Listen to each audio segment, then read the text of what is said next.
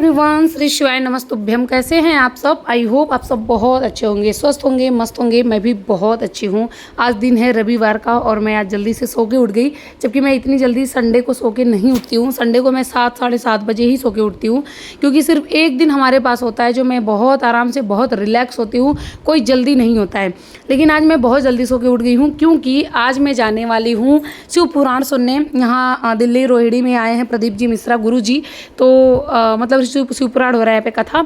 तो आज संडे था, हस्बैंड की छुट्टी थी, तो इसीलिए आज हम लोग जा रहे थे। लेकिन इतनी भीड़ थी, अभी आगे दिखाऊंगी आपको, पूरा कथा भी दिखाऊंगी। और क्योंकि हम लोग कुबेश्वर बाबा को बहुत मानते हैं, प्रदीप जी मिश्रा को बहुत मानते हैं, तो इतने पास में आए थे तो एक दिन तो जाना बनता था। वैसे हम लोग का प्लान था कि हम ज़्यादा मतलब कम से कम 3-4 दिन जाएंगे और लास्ट दिन भी जाएंगे, लेकिन भीड़ को देख के ना हमारा जो हम पहले से फैसला कर रखे थे ना, वो हमारा कैंसिल हो गया। यहाँ पे सुबह का टाइम था तो मैं सो के उठ गई थी। उठने के बाद आज क्लास वगैरह लेना नहीं था, तो झाड़ू लगाई, उसके बाद पोछा लगाई, फिर मैं गई नहाने, नहा के आई हूँ, फिर मैं पूजा की हूँ, फिर मंदिर में गई, वहाँ पूजा की हूँ। फिर अब मैं बनाने जा रही हूँ नाश्ता, मतलब रेडी हो गई हूँ, कपड़ा पहन ली हूँ मैं जाने के लिए। नाश्ते में बना रही हूँ बेसन का चीला, क्योंकि ये बहुत जल्दी से बन जाता है बिना ताम झाम के। तो बेसन घोल के उसमें प्याज है, टमाटर है और मिर्ची, ये सब कुछ डाल के, नमक हल्दी मसाला थोड़ा बहुत ये डाल के अच्छे से उसको मिक्स कर देना है और 5 मिनट के लिए रख देना, ताकि अच्छे से ये मतलब फूल जाए थोड़ा। उसके बाद फिर थोड़ा सा तवे पे तेल लगाना है और चीला बना लेना है। साइड में चाय बन के रेडी है, क्योंकि मुझे जाना है, तो यही नाश्ता करके मैं चली जाऊँगी। अभी हस्बैंड और बाबू सोए ही थे, लेकिन जब मैं नाश्ता बनाना स्टार्ट की तब हस्बैंड जाके मेरे उठे।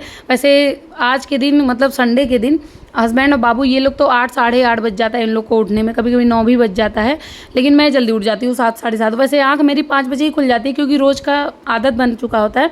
लेकिन जब आँख खुलती है ना, फिर याद आता है नहीं अभी और सोना है, आज तो संडे है, आज तो कोई जल्दी नहीं है, तो मैं सो जाती हूँ। यहाँ पे देखिए मैं 1-2 चीला अपने लिए बना ली थी, उसके बाद मैं जा रही थी खाने, क्योंकि बहुत लेट हो रहा था।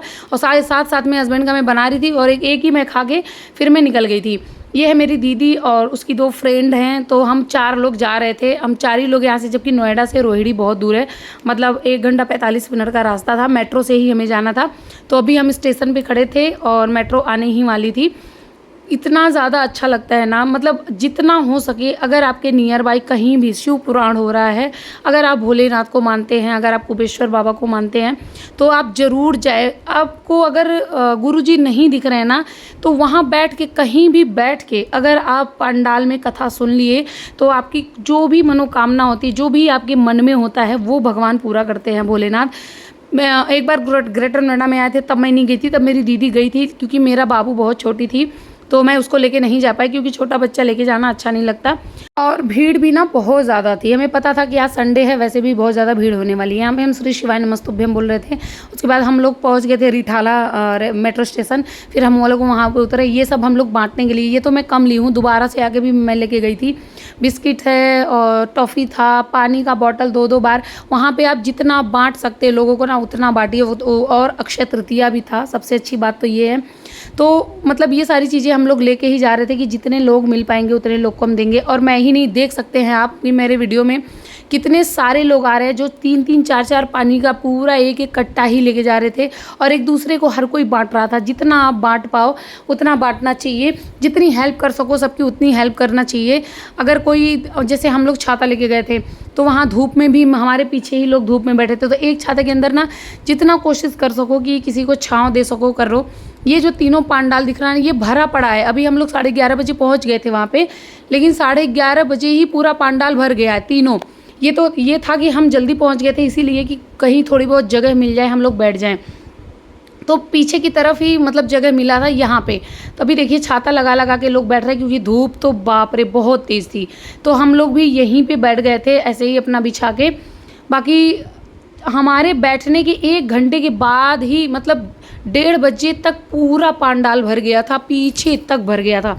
मतलब इस दिन मुझे लग रहा है 2.5-3 लाख लोग आए थे, इतनी भीड़ थी। उसके बाद यहाँ बैठने के बाद फिर मैं सबको जो मतलब जो मुझे दिख रहा था, मैं सबको टॉफ़ी, चॉकलेट, पानी का बॉटल मैं लास्ट में बांटी थी, क्योंकि सब लोग जब अभी आ ही रहे थे तो सबके पास पानी होता ही है। लेकिन जाते टाइम अक्सर पानी ख़त्म हो जाता है, तो लोगों को प्यास लगती है, तो मैं उस टाइम पे सबको बांटी थी पानी, और हर कोई ले लिया था उस टाइम पे। और कौन कौन गया है यहाँ पे कथा सुनने 7 दिन के अंदर, क्योंकि 17 से 23 तारीख तक यहाँ पे हो रही है, कौन कौन यहाँ पे गया देखने के लिए, सुनने के लिए, कथा सुनने के लिए, प्लीज़ कॉमेंट जरूर करिएगा कि हाँ मैं भी गई थी। मैं तो संडे को गई थी, आप लोग भी अपना दिन बताइएगा और कौन कौन यहाँ गया कथा सुनने वो भी बताएंगे। तो कथा ज़रूर सुननी चाहिए, कहीं सुन, अगर आप 5 पांडाल में बैठ के कथा सुन लिए, 5 जगह शिव पुराण, तो आपकी कैसी भी मनोकामना है वो पूरी हो जाएगी, चाहे कैसा भी हो। मतलब इतने अच्छे अच्छे उपाय बताते हैं ना गुरुजी, अगर वो सारा उपाय आप करें तो आपके कैसे भी रोग हो, कुछ भी हो, वो भी आपका ठीक हो जाएगा। ये मेरा खुद का आजमाया हुआ चीज़ है। अगर आपकी ज़िंदगी में दुख है ना, तब भी आप भोलेनाथ की पूजा करिए, उनसे प्रार्थना करिए, जो भी आपके मन में है, जो भी कुछ कहना है, सिर्फ उनसे कह के देखिए। आपका ना पूरा हो जाए तो आप लोग कहिएगा, किसी के सामने मत रोइए, किसी से भी अपनी समस्या मत कहिए कि मेरे साथ ये हो रहा वो हो रहा है। जो भी कहना है वो भोलेनाथ से कहिए, हर एक बात उनसे कहिए, वो सुनेंगे, वो पूरा करेंगे और आपके सारे दुख दर्द को दूर करेंगे। बस ये है कि हाँ, थोड़ा सा टाइम लगेगा लेकिन पूरा ज़रूर होता है। ये मैं अपना खुद का एक्सपीरियंस बता रही हूँ। ऐसा कोई है ही नहीं धरती पे जिसको दुख ना हो। तो मुझे भी दुख था, मुझे भी कुछ तकलीफ़ थी, मेरे भी मन में था, जो मैं अपने भोलेनाथ से पूछती गई और मेरा सब पूरा होता गया। यहाँ पे हम लोग छाता लगा के बैठे थे। उसके बाद हम लोग लंच किए 12:30 बजे तक, क्योंकि नाश्ता वही एक चीला ही मैं खा के गई थी। सब लोग भी मतलब दीदी लोग तो बिल्कुल कुछ नहीं खा के गई थी, मैं तो थोड़ा बहुत चीला भी खा ली थी, ये लोग बिल्कुल नहीं खा रही थी। यहाँ पे जो है पहले मतलब 2-4 भजन वजन स्टार्ट हुआ था। ये दीदी की मेरी फ्रेंड है, ये देखिए नाच रही हैं। उसके बाद फिर हम लोग यहीं पे बैठ के लंच किए, क्योंकि आपको पता ही है कि भीड़ इतनी है, बाहर निकल नहीं सकते हैं। आपको 3 घंटा 4 घंटा मतलब 11 बजे से लेके 5:30 बजे तक हम लोग यहीं पे बैठे रहे। तो अभी हम लोग का लंच हो गया था। उसके बाद फिर 2 बज गया था, 2 बजे गुरुजी आ गए थे और कथा स्टार्ट हो गई थी। 2 बजे से 5 कब बज गया ना, मुझे तो पता ही नहीं चला। वो तो लास्ट में जब आरती के लिए गुरुजी बोलने लगे ना, तब मैं टाइम देख रही हूँ मोबाइल में, तब जाके देख रही हूँ कि 5 बज रहे हैं। पता नहीं चलता 3 घंटे कथा कब निकल गई। घर पे मैं बल्कि सुनती हूँ मोबाइल में ना, तो मुझे थोड़ा सा लगता है कि अरे इतना लंबा कथा, लेकिन वहाँ बैठने पे ना 3 घंटे कब बीत गए पता नहीं चला। और आप भीड़ देख सकते हैं कितनी भीड़ है। आरती होने के बाद, कथा समाप्त होने के बाद हम लोग यहीं साइड में खड़े रहे, बिल्कुल भी हम लोग नहीं गए। जब भीड़ कम हो गई, ये मतलब 2 घंटे के अंदर अंदर भीड़ कम हो गई थी, फिर भी बहुत भीड़ थी। फिर हम लोग वहाँ से निकल के यहीं पास में एक और पार्क था, शायद ये भी जापानीज़ ही पार्क है। फिर हम लोग वहाँ पे आए, थोड़ा बहुत जिनका जो खाना था, जो लोग लेके हम मतलब नाश्ता वगैरह गए थे हम लोग, तो वो थोड़ा सा बचा हुआ था, वो हम लोग फिर यहीं पार्क में बैठ के खाए। इतना ज़्यादा अच्छा लग रहा था ना, मुझे तो घर आने का मन ही नहीं कर रहा था। हम लोग यहीं पे थे, मतलब हम लोग ना यहाँ मेट्रो स्टेशन पे पहुँचे 7 बजे। फिर हम मेट्रो में बैठे 7:30 पौने 8 बजे। घर आते आते हमें 10 बज गया था, क्योंकि इतनी भीड़ थी। मुझे कहीं की भीड़ उतनी दिक्कत में नहीं लगी जितना हमें मेट्रो पे इतनी भीड़ थी कि वहाँ पर टिकट लेना भी मुश्किल हो रहा था। लेकिन हम लोग भीड़ का वेट कर रहे थे कि जब निकल जाएगा, धीरे चलो, आराम से चलो। अभी मैं आ गई थी अपने घर, पहुंच गई हूँ। अब आप लोग आगे सुनिए। लेकिन मेरी मम्मी ना बिल्कुल राजा लगती है। सो गाइस, अभी आ गई हूँ मैं घर और 10 बज रहा है, मतलब 9 बजे पहुँची हूँ।